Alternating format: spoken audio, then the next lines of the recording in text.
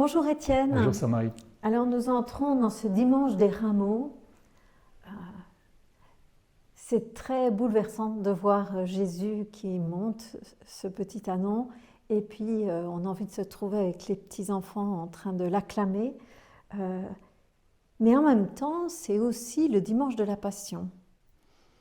Personnellement, je suis toujours un peu frustrée, j'ai envie de tellement entrer dans l'acclamation et pas tout de suite être dans la Passion.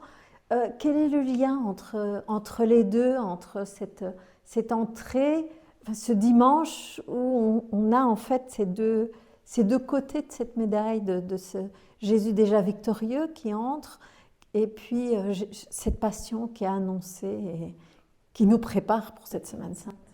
Le lien est d'abord historique. Selon les synoptiques, il y a eu une acclamation glorieuse quelques jours seulement avant Pâques. Et c'est donc un avertissement, parce qu'après des moments de ferveur, nos péchés peuvent aussi bien très vite de nouveau crucifier Jésus. Et ce dimanche des rameaux est donc l'entrée dans le Saint des Saints de l'année, la semaine lumineuse, comme disent les chrétiens arméniens. C'est une semaine sainte pour que nous recevions la sainteté de Dieu, parce que nous n'en sommes pas capables par nos propres forces. Et donc cette fête des rameaux d'acclamation anticipe déjà le triomphe de Pâques, parce que la Passion n'est qu'une transition. C'est un événement important, majeur, mais l'acclamation des rameaux annonce la gloire définitive, la victoire. Alors, on voit que cet âne, il est déjà présent aussi dans plusieurs lieux bibliques.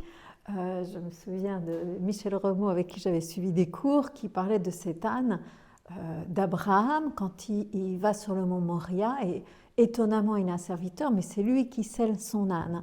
Alors certains parlent que ce serait le même âne, selon la tradition rabbinique, qu'on retrouve à plusieurs endroits. Oui, l'âne disparaît pendant 430 ans entre cet événement d'Abraham et d'Isaac qui annonce la passion du Christ, jusqu'à Moïse aussi, un médiateur qui annonce Jésus, l'ultime médiateur. Puis ensuite, il y a le roi David qui, au lieu des fiers destriers des grands royaumes environnants, avait cette petite monture un peu ridicule, comme si notre président se baladait en mobilette, mais pour signifier que le vrai roi de l'univers est Dieu. Et donc Jésus a accepté cette humilité comme héritier de ces grandes figures de l'Ancien Testament. Il est le nouvel Isaac, notre médiateur et le grand roi David, d'ailleurs on l'appelle comme ça, Jésus, fils de David, aie miséricorde de nous. Et puis cela correspond finalement à la grande prophétie messianique de Zacharie 9. Vous savez que dans l'Ancien Testament, il y a au moins 300 prophéties qui annoncent avec une certaine précision qu'il était souvent impossible d'imaginer comme ça des siècles avant, si ce n'était pas inspiré, qui annoncent les événements de la vie de Jésus.